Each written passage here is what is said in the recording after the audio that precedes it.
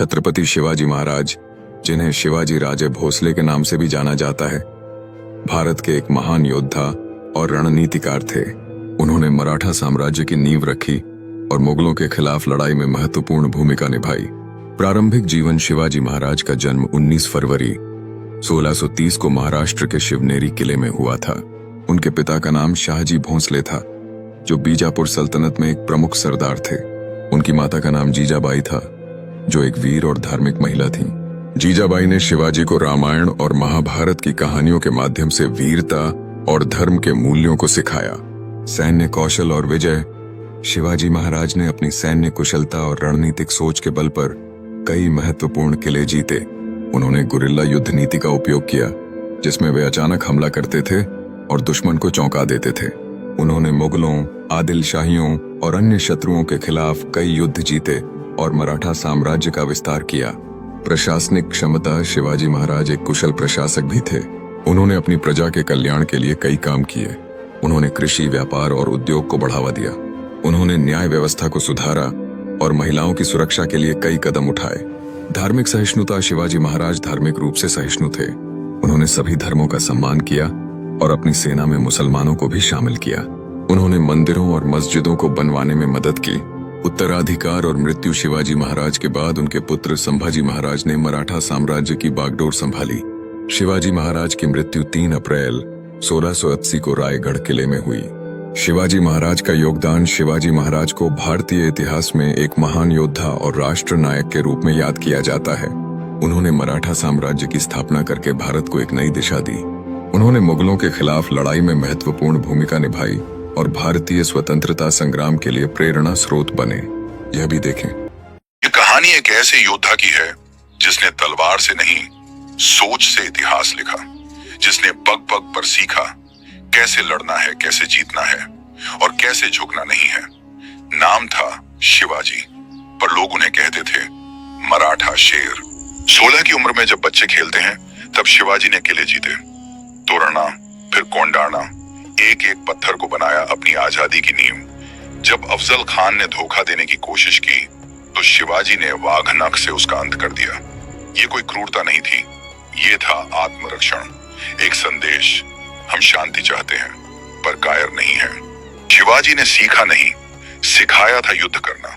पहाड़ों से दोस्ती की, जंगलों से ताकत ली और दुश्मनों को वहीं मारा जहां वो सोच भी नहीं सकते थे। रायगढ़ किले पर जब शिवाजी महाराज का राज्याभिषेक हुआ, तो वो एक ताज नहीं था, वो था हर उस व्यक्ति की उम्मीद का प्रतीक जो सदियों से अपने स्वराज का सपना देख रहा था। शिवाजी ने हमें सिखाया, अगर मन में संकल्प हो तो दुर्गम रास्ते भी आसान हो जाते हैं। अगर माँ के आशीर्वाद और स्वराज का सपना हो, तो एक अकेला शिवाजी लाखों पर भारी पड़ता है। छत्रपति शिवाजी महाराज का जन्म 19 फरवरी 1630 शिवनेरी दुर्ग, महाराष्ट्र में हुआ था। पिता शाहजी भोसले, माता जीजाबाई। कहानी, मराठा शेर की महान गाथा। छोटे शिवाजी बचपन से ही अलग थे। जब अन्य बच्चे खेलों में मग्न रहते, शिवाजी पहाड़ों पर चढ़ते और तलवार चलाने का अभ्यास करते। उनकी माँ जीजाबाई उन्हें रामायण, महाभारत और देशभक्ति की कहानियां सुनाया करती थीं, जिससे उनके मन में राष्ट्र और धर्म के लिए बलिदान देने की भावना बचपन से ही पैदा हो गई। कठिन हालात, फिर भी अडिग संकल्प। जब देश पर मुगलों और आदिल शाही जैसे बाहरी शासन का प्रभुत्व था, तब शिवाजी ने मात्र 16 वर्ष की आयु में तोरणा किला जीतकर अपने स्वतंत्र राज्य की नींव रखी। वे कभी शक्ति के आधार पर नहीं, बल्कि नीति, चतुराई और आत्मबल से युद्ध जीतते थे। गुरिल्ला युद्ध का जन्मदाता शिवाजी ने पहाड़ों और जंगलों में छिपकर हमला करने की एक नई रणनीति विकसित की, जिसे आज गुरिल्ला युद्ध कहते हैं। इससे बड़े बड़े मुगल सेनापति भी पराजित हो गए। शौर्य की मिसाल, अफजल खान वध अफजल खान, जो एक विशाल मुगल सेनापति था, शिवाजी को धोखे से मारना चाहता था, लेकिन शिवाजी ने अपनी चतुराई और वाघनख, एक विशेष हथियार, से उसे उसी के षड्यंत्र में परास्त किया। यह घटना शिवाजी के साहस, चतुराई और आत्मरक्षा की सर्वोच्च मिसाल बन गई। राज्याभिषेक, एक स्वराज का सपना पूरा। 1674 में रायगढ़ किले पर उनका राज्याभिषेक हुआ और वे छत्रपति शिवाजी महाराज बने। यह केवल एक राजा का राज्याभिषेक नहीं था, बल्कि यह भारत में स्वराज्य, स्वशासन की शुरुआत थी। शिवाजी से हमें क्या सीख मिलती है? संघर्षों से डरना नहीं, उनका सामना करना चाहिए। धर्म और देश के लिए सब कुछ बलिदान देना चाहिए। बुद्धिमानी, साहस और आत्मबल से हर कठिनाई को जीता जा सकता है। नेतृत्व का अर्थ होता है लोगों को साथ लेकर चलना, न कि डराकर। छत्रपति शिवाजी महाराज का बालपन, राष्ट्र और धर्म के लिए समर्पण, मां जिजाबाई की शिक्षा, शिवाजी का वैचारिक निर्माण। शिवाजी के बालमन पर सबसे गहरा प्रभाव उनकी माता जिजाबाई का था। वे उन्हें हर दिन रामायण, महाभारत और हिंदू धर्म की गौरवशाली परंपराओं की कहानियां सुनाया करती थीं। उन्होंने यह सिखाया कि राजा वही होता है जो अपनी प्रजा की रक्षा करे, अन्याय के खिलाफ खड़ा हो। जिजाबाई का संवाद फिल्मी टच में, बाल शिवा, तू एक दिन ऐसा राज्य बनाएगा जहां कोई आक्रांता नहीं होगा, कोई अन्याय नहीं होगा। अंग्रेजों से संघर्ष का आरंभ बाद में, लेकिन दूरदर्शिता बचपन से थी। शिवाजी के जीवन में अंग्रेजों से सीधा युद्ध कम हुआ, लेकिन वे उनकी चालाकियों और व्यापारिक विस्तारवाद को पहचान चुके थे। एक, अंग्रेजों से सावधानी। उनके व्यापार पर नजर। अंग्रेज पहले व्यापारी बनकर आए थे, लेकिन उनका व्यवहार धीरे धीरे शासन की ओर बढ़ रहा था। शिवाजी को इस खतरे का अनुमान था। उन्होंने अपनी समुद्री ताकत को मजबूत किया ताकि विदेशी व्यापारी भारत की भूमि पर पूरी तरह काबिज न हो जाएं। सिद्दी, पुर्तगाली, डच और अंग्रेज सब पर संतुलन। शिवाजी की राजनीतिक दूरदर्शिता यह थी कि वह किसी विदेशी ताकत को इतना शक्तिशाली नहीं बनने देते थे। उन्होंने कई बार अंग्रेजों को सावधान किया और उनकी चालों को रोका। कोंकण और समुद्री किले, अंग्रेजों के बढ़ते प्रभाव पर लगाम। शिवाजी ने कोंकण के समुद्री किलों जैसे सिंधु दुर्ग और विजयदुर्ग का निर्माण किया ताकि समुद्री रास्तों से आने वाले अंग्रेजों, पुर्तगालियों को रोका जा सके। शिवाजी महाराज और अंग्रेजों का पहला संपर्क सन 1661 से 1662 तक, जब शिवाजी ने दक्षिण में अपने हमले तेज किए, तब अंग्रेजों ने आदिल शाही और मुगलों के साथ मिलकर अपनी व्यापारिक सुरक्षा के लिए शिवाजी से संबंध बनाने की कोशिश की। उन्होंने बॉम्बे, अब मुंबई में अंग्रेज गवर्नर सर जॉर्ज ऑक्सेंडन से बातचीत की। शिवाजी अंग्रेजों को समझते थे कि वे भारत में व्यापार के बहाने राजनीतिक पकड़ बनाना चाहते हैं, इसलिए उन्होंने उनसे व्यापारिक समझौते तो किए, लेकिन उन्हें अपने राज्य में मजबूत होने का मौका नहीं दिया। अंग्रेजों के जाल में फंसने जैसी एकमात्र घटना, सूरत हमला 1664। सूरत पर शिवाजी का धावा। शिवाजी ने जब सूरत पर हमला किया तो वहां मौजूद ईस्ट इंडिया कंपनी के गोदाम और व्यापारी भी डर गए। अंग्रेजों ने शिवाजी को रोकने की कोशिश नहीं की, लेकिन बाद में मुगलों के साथ साजिश में शामिल होने की कोशिश की। फंसना नहीं, बल्कि चाल को पहचान लेना। शिवाजी को यह समझ में आ गया कि अंग्रेज केवल व्यापार नहीं, बल्कि राजनीति में हस्तक्षेप चाहते हैं। इसके बाद शिवाजी ने कभी अंग्रेजों पर पूरी तरह भरोसा नहीं किया। अंग्रेजों से समुद्री क्षेत्र में टकराव। शिवाजी ने कोंकण तट पर अपनी नौसेना बनाई। यह भारत की पहली संगठित नौसेना मानी जाती है। इसका मकसद था पुर्तगालियों, डच और अंग्रेजों की समुद्री ताकत को चुनौती देना। सिंधु दुर्ग किले का निर्माण 1664 से 67। ये समुद्र के बीच बनाया गया ऐसा किला था जिसे कोई अंग्रेज या पुर्तगाली तोड़ नहीं सके। इस किले से शिवाजी ने अंग्रेजों की व्यापारिक गतिविधियों पर नजर रखी। शिवाजी की वीरता, अंग्रेजों के सामने उदाहरण। शिवाजी को अंग्रेज अ ग्रेट इंडियन प्रिंस कहते थे। अंग्रेजों ने माना कि शिवाजी जैसा नेता रणनीति, नैतिकता और संगठन शक्ति में अद्वितीय था। एक बार जब मुगलों और अंग्रेजों ने मिलकर दबाव बनाया, तब भी शिवाजी कूटनीति और गुरिल्ला रणनीति से बाहर निकले। निष्कर्ष, क्या शिवाजी अंग्रेजों के जाल में फंसे थे? नहीं, उन्होंने अंग्रेजों की चालाकी पहचानी और केवल उतना ही संबंध रखा जितना जरूरी था। वो कभी उनकी ताकत से नहीं डरे। समुद्र की लहरें टकरा रही हैं। एक अंग्रेजी जहाज भारतीय तट पर आ रहा है। शिवाजी ऊंचाई से उसे देख रहे हैं, शांत लेकिन सतर्क। नैरेटर, वो आए थे व्यापार करने, लेकिन इरादे कुछ और थे। ईस्ट इंडिया कंपनी के जहाज बॉम्बे और सूरत की ओर बढ़ रहे थे। शिवाजी समझ गए थे, ये सिर्फ व्यापारी नहीं, भविष्य के शिकारी हैं। विजुअल, शिवाजी अपने सैनिकों के साथ कोंकण के तट पर गश्त कर रहे हैं। किले के नक्शे पर रणनीति बनती है। शिवाजी का डायलॉग, अगर समंदर की लहरें हमारी नहीं होंगी तो ये जमीन भी हमारी नहीं रहेगी। जब शिवाजी महाराज को औरंगजेब के किले में कैद किया गया तो सबने सोचा अब बचना नामुमकिन है, लेकिन महाराज सिर्फ योद्धा ही नहीं, एक गजब के रणनीतिकार भी थे। कैसे उन्होंने औरंगजेब को उसी के किले में मात दी। 1666 में औरंगजेब ने चालाकी से शिवाजी महाराज और उनके पुत्र संभाजी को आगरा बुलाया और धोखे से उन्हें कैद कर लिया। उन्हें एक महलनुमा हवेली में रखा गया, लेकिन पहरा इतना कड़ा था कि बाहर निकलने का कोई रास्ता नहीं दिखता था। चारों ओर मुगल सैनिक तैनात थे और हर आने जाने वाले की सख्ती से तलाशी ली जाती थी। लेकिन शिवाजी महाराज केवल एक वीर योद्धा ही नहीं बल्कि गजब के रणनीतिकार भी थे। उन्होंने महसूस किया कि अगर सीधा भागने की कोशिश की तो मुगल सैनिक उन्हें तुरंत पकड़ लेंगे। इसलिए उन्होंने एक अलग ही योजना बनाई, एक ऐसी योजना जिसने इतिहास में जगह बना ली। शिवाजी ने बीमार होने का नाटक करना शुरू कर दिया। उन्होंने अपने भोजन में कमी कर दी और हर दिन कमजोर दिखने लगे। उनके आसपास तैनात पहरेदारों को यकीन हो गया कि शिवाजी महाराज अब ज्यादा दिनों तक जीवित नहीं रह पाएंगे। धीरे धीरे उनकी निगरानी भी ढीली पड़ने लगी। इसके बाद शिवाजी महाराज ने एक और कदम उठाया।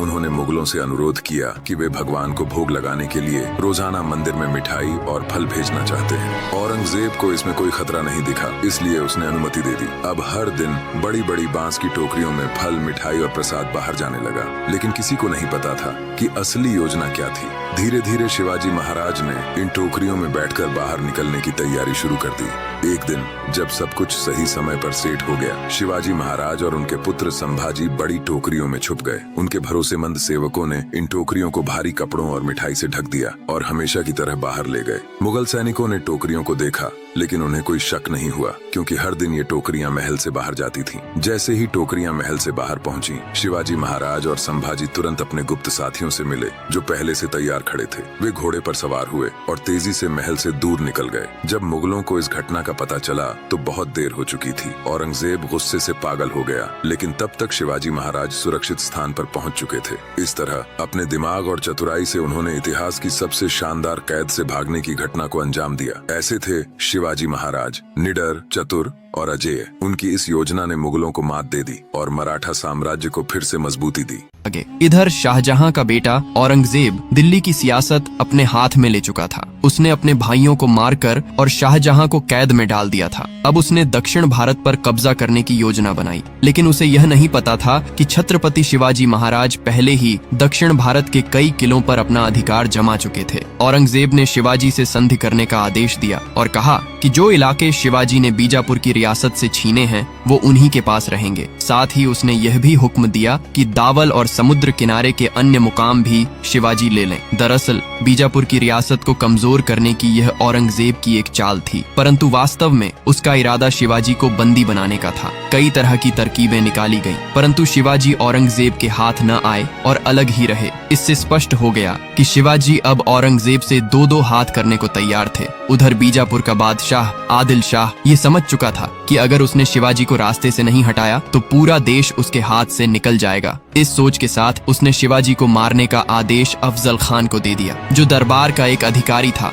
अफजल खान ने अहंकार में भरकर भरे दरबार में प्रतिज्ञा की कि वह बहुत शीघ्र इस तुच्छ द्रोही को नंगे पांव दरबार में उपस्थित करेगा, अन्यथा उसका सिर काट लाएगा। जब शिवाजी को यह समाचार मिला तो उन्होंने प्रतापगढ़ के दुर्ग में सामना करने की तैयारी की। अफजल खान ने 5000 सवार, 7000 पैदल सेना, तोपखाना और अन्य युद्ध सामग्री के साथ चढ़ाई कर दी। रास्ते में जितने भी हिंदू मंदिर थे उन्हें तोड़ते और लूटते हुए वह आगे बढ़ा। इसी लूटे हुए धन से वह और उसके सैनिकों का खर्च चलता था। अफजल खान ने तुलजापुर के तुलजा भवानी मंदिर को भी तोड़ दिया, जो छत्रपति शिवाजी महाराज की कुलदेवी का मंदिर था। अफजल खान की इस खबर को सुनकर शिवाजी भी सतर्क हो गए और प्रतापगढ़ दुर्ग छोड़कर जावड़ी के जंगलों में अपना डेरा लगा लिया। अफजल खान जानता था कि मराठों को जंगल में हराना उसके बस की बात नहीं है, इसीलिए उसने छल का सहारा लिया और अपने दूत कृष्णा भास्कर से शिवाजी के पास आत्मसमर्पण का संदेश भिजवाया। शिवाजी ने कृष्णा भास्कर से पूछा, आप हिंदू और ब्राह्मण हैं, सच बताइए। अफजल खान का क्या इरादा है। कृष्णा भास्कर ने पूरी तरह तो नहीं बताया, पर इशारा जरूर किया कि अफजल खान की मंशा ठीक नहीं है। इसके बाद शिवाजी ने अपने अष्टप्रधान से चर्चा की कि युद्ध करने पर उन्हें ज्यादा नुकसान हो सकता है और अफजल खान पर संधि का भरोसा नहीं किया जा सकता, क्योंकि उसने पहले भी राजाओं से संधि कर छल पूर्वक उन्हें मरवा दिया था। इन पहलुओं को देखते हुए यह तय हुआ कि अफजल खान से मिलेंगे, पर पूरी तैयारी के साथ। शिवाजी ने अपने विशेष व्यक्ति गोपीनाथ पंत को दूत बनाकर भेजा और कहा कि शिवाजी को आपकी शर्त मंजूर है, पर दोनों ओर से केवल 4 लोग ही आएंगे। गोपीनाथ पंत का एक और महत्वपूर्ण काम था अफजल खान के इरादों का पता लगाना। उन्होंने अफजल खान के अधिकारियों को रिश्वत देकर जान लिया कि जब शिवाजी आएंगे तो उन्हें बंदी बना लिया जाएगा। अब उनकी सभी शंकाएं दूर हो चुकी थीं। संधि का दिन आया। अफजल खान केवल 4 लोग लेकर नहीं आया था, बल्कि 1000 की सेना लेकर आया था। तब गोपीनाथ पंत ने उसे रोका और कहा, शर्तों में तो केवल 4 लोगों की बात हुई थी, अगर शिवाजी को यह पता चला तो वह नहीं आएंगे। फिर अफजल खान ने अपनी सेना को वापस भेज दिया और केवल 4 लोग रह गए। इनमें से एक था अफजल खान, दूसरा शाहिद बंडा जो तलवारबाजी में निपुण था, तीसरा कृष्णा भास्कर और चौथा एक अन्य व्यक्ति। शिवाजी को संदेश मिला कि अफजल खान आ गया है। शिवाजी ने अपने वस्त्रों के नीचे लोहे का कवच पहन लिया और अपनी पगड़ी के नीचे भी लोहे की टोपी लगा ली। वह जानते थे कि उन पर हमला होना तय है। साथ ही उन्होंने अपने अष्ट प्रधानों को संदेश भिजवा दिया कि अगर उनकी हत्या हो जाती है तो बालक संभाजी राजे को अगला छत्रपति बना दिया जाए। शिवाजी 4 लोगों के साथ संधि वाली जगह पहुंचे। उनके साथ थे गोपीनाथ पंत, जीवा महाला और संभाजी काऊजी।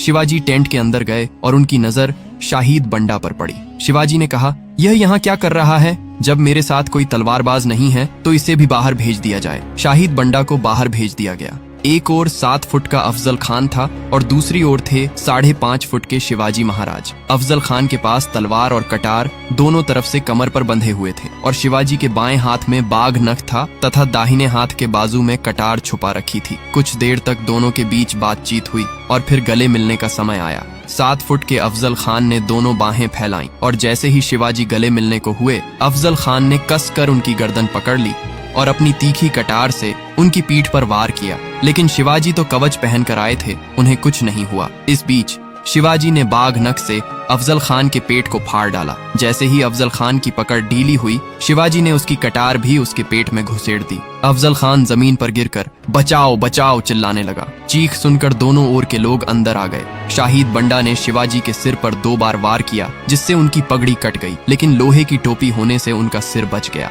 तभी जीवा महाला ने अपनी तलवार से शाहिद बंडा का हाथ काट डाला और दूसरे वार में उसका सिर अलग कर दिया। क्या आप जानते हैं, भारत के वीर छत्रपति शिवाजी महाराज को फादर ऑफ इंडियन नेवी भी कहा जाता है। 1674 में शिवाजी महाराज ने नेवी फोर्स की स्थापना की थी ताकि अरब, पुर्तगाली, ब्रिटिश और समुद्री लुटेरों से कोंकण और गोवा के समुद्री इलाकों की रक्षा की जा सके। उस समय शिवाजी महाराज के पास 800 से ज्यादा जहाज थे। धन्यवाद पूरी कहानी सुनने के लिए, और कहानी कैसी लगी कमेंट में जरूर बताना। मिलते हैं अगले टॉपिक के साथ। जय छत्रपति शिवाजी महाराज।